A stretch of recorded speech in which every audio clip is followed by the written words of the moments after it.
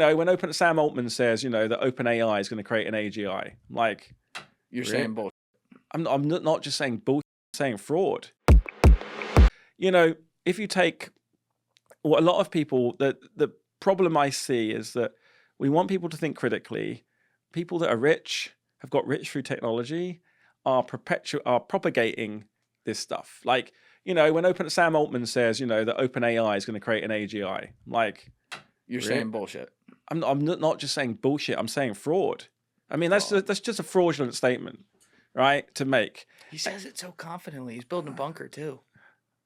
Has he? Yeah. I mean, like the problem is, like, I don't know. Sam should just have had a real job before he. Real job requires actually to do work and stuff and actually build something. And you don't think he does work? I'd happily debate him and talk to him about it, but I think the problem is, I think it's really hard to be a CEO. I'm a CEO, and I get told off, all the time by being, too realistic and like calling BS on everything. Yeah. And so I think it's really hard. So I think Sam is like, OpenAI is doing great things, right? Ideally, it's producing products that people are buying. Will people continue to buy those products? Well, time will tell. Will it be another, I don't know, what's some MySpace or whatever, will it die?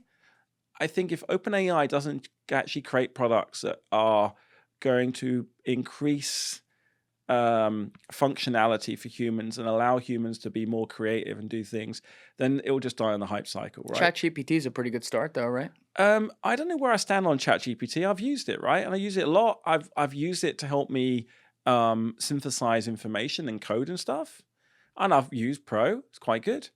Will I continue to use it? I see. Am I happy with the fact that it is literally brute forcing the compression of our data?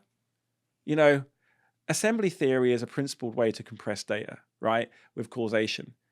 What they're doing with neural nets is just brute force. Yeah. It's incredibly expensive, incredibly energy intensive, yes, and incredibly disruptive, and hooking people on hallucinations. Not quite good. Like, yeah, why do you say hallucinations? Well, because the way that LLMs work is they don't.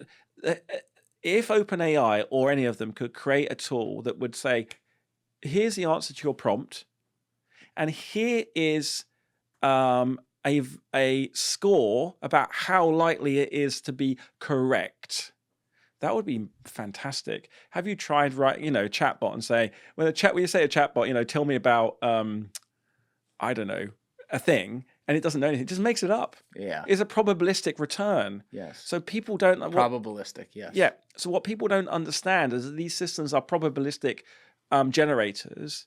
And of course, they give you some plausible stuff. In fact, they give you some correct stuff. So it's actually removing humanity's ability to think critically, because you get bombarded with so much information. Like ChatGPT, or the model that was used to produce ChatGPT, has read more words than you're ever going to read, but it hasn't read them. It has compressed them. I see. And so the meaning comes from you Yes. reading the words and building that fundamental idea. I want to measure a charge on an electron. What's an electron? An electron is, I want to basically understand how to build a CO2 laser. What's a laser?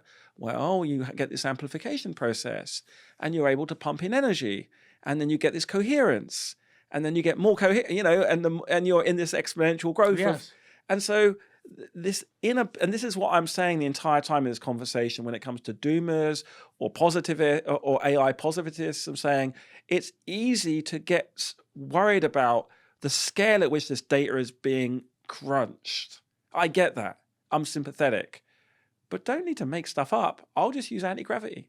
Oh my God, we're really good at flying. Yeah, Look at the planes. We can fly anywhere. Well, DARPA has anti-gravity weapons. I don't know if you heard about that. Of course it does. They were talking to dolphins telepathically in 1992. Yeah, and my interdimensional portal, I didn't actually have to fly to get here. I just asked, Morty to give me the gun. Absolutely right. I know I was going to, there are cameras. People can't hear this. Just a reminder. I want to go back to where we went on this weave with what I was starting to introduced the idea of like a multiverse or something when we were talking about the simulation Yeah. itself. So let me just finish that point. I hear you on the multiverse and how it's not falsifiable, but I want to go. Well, no, let me. Yeah, sorry. I think it might be, and I think I am. I don't think what Brian says sounds right, but I could be wrong, and Brian can come back to me and tell me about it. But I think that what I'm saying is David, and maybe Brian by extension, have made some assumptions that then say, oh, it predicts this, but it's indirect and quite weavy. And I would use Occam's razor and say the simplest explanation is likely to be the right one. But so I think, I think that, seeing an interference pattern, David would say, is evidence of the multiverse. I'm like, no, that's just evidence of loss of contingency, which is what it's a loss of information. Quantum mechanics is not magic. This is the problem. It just looks like it to us. No, yes. It looks like it to me. Photosynthesis is some wild shit, bro. No, it's all simple. It's really simple? Yes. Like quantum mechanics. The light and the plants and growing and shit, that seems complex and cool to me. Yeah, it is complex. It is cool, but it's not complicated. Right? Yeah, you're twisting around some syllables right there. Yeah. So, I mean, I can explain to you photosynthesis. Okay. There's nothing magic in it. I think that, but with the multiverse thing, I think there are problems of labeling and ontology, and the framework in which we build our scientific abstractions, and it's fascinating, right? Because there's something very wrong with physics. With the fundamentals of physics, like wrong. And there's me, chemist, who's gone, I think I've exposed why, like, the last 500 years of physics is actually wrong. I mean, how am I not going to get fired for that statement, right? It's like, well, I am the Regis Professor of Chemistry at the University of Glasgow, and I also run a company that is basically digitizing chemistry. I'm not just making shit up in my basement. Yeah. I don't have a basement. But you don't? No, but I do have a lab at home.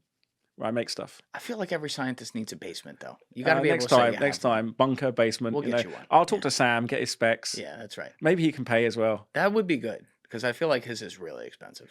Yeah, that would be cool. Yeah. I mean, but so coming back to the multiverse, yeah, I think there is a.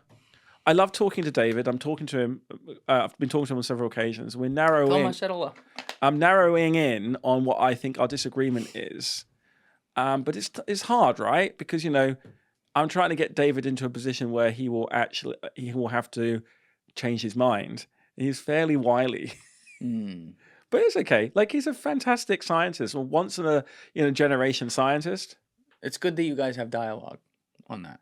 Yeah. That gives me hope when I hear stuff like that. I like that. Yeah, that means he's willing to talk it out. He may defend it vigorously. He may not like your evidence, but he's discussing it. We both share the same problem, which is fascinating. I'm like, that's so cool.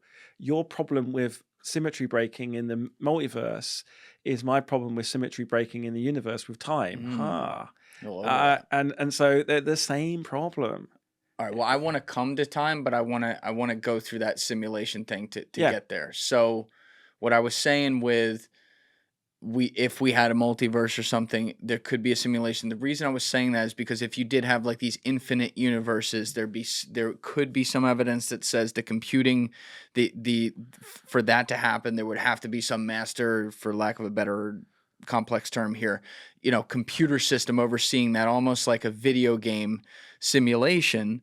And then you'd be able to say that, okay, maybe we do have the concept of free will, the concept of evolution, the concept of all these things that may be true in our universe, but really they're actually contred experiments by whatever else is out there. What's the mechanism? What do you mean, what's the mechanism? I mean, you said this the multiverse. So my guess is that quantum mechanics isn't what it is. People think it is, right? We need to revise quantum mechanics.